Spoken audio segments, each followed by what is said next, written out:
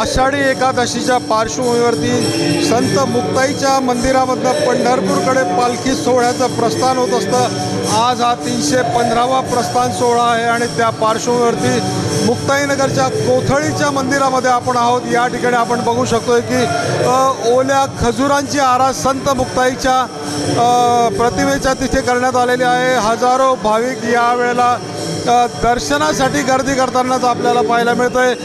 मानाचा ही पालखी पंढरपूरकडे सगळ्यात पहिल्यांदा पोहोचत असल्यामुळे मानाची पालखी म्हणून मानली जाते आणि त्याच पार्श्वभूमीवरती या ठिकाणी भाविक देखील मोठ्या संख्येनं गर्दी करीत असतात आणि त्याची तयारी आता आपल्याला होताना आपण बघू शकतोय की समोर बघू शकतोय आपण की या ठिकाणी पालखी तयार करण्यात आलेली आहे आणि त्याचबरोबर पालखीच्या सोबत भजन कीर्तन सोहळा देखील या ठिकाणी होताना आपल्याला पाहायला मिळतोय। अतिशय आध्यात्मिक धार्मिक वातावरणामध्ये या सोहळ्याचं प्रस्थान पालखीचं प्रस्थान हे पंढरपूरकडे होत असतं। अतिशय बघू शकतो की आपण या ठिकाणी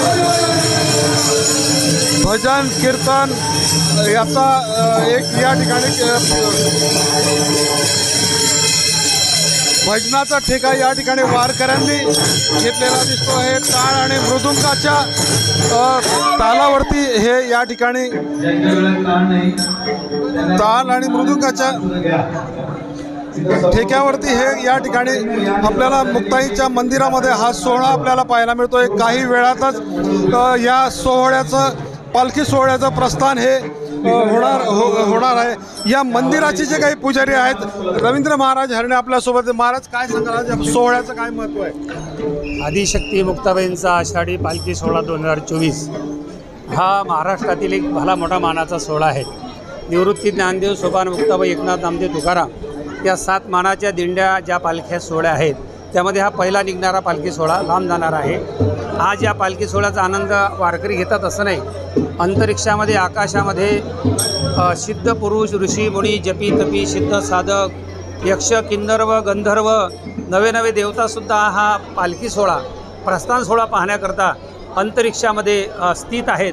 हातामध्ये पुष्पवृष्टी आणि पुष्पमाला घेऊन विमान अंतरिक्षामध्ये आहेत अशी भावना या सगळ्या वारकऱ्यांची आहे आणि तो सोहळा देवादिकांना आणि मनुष्यांना सुद्धा आनंद देणार आहे।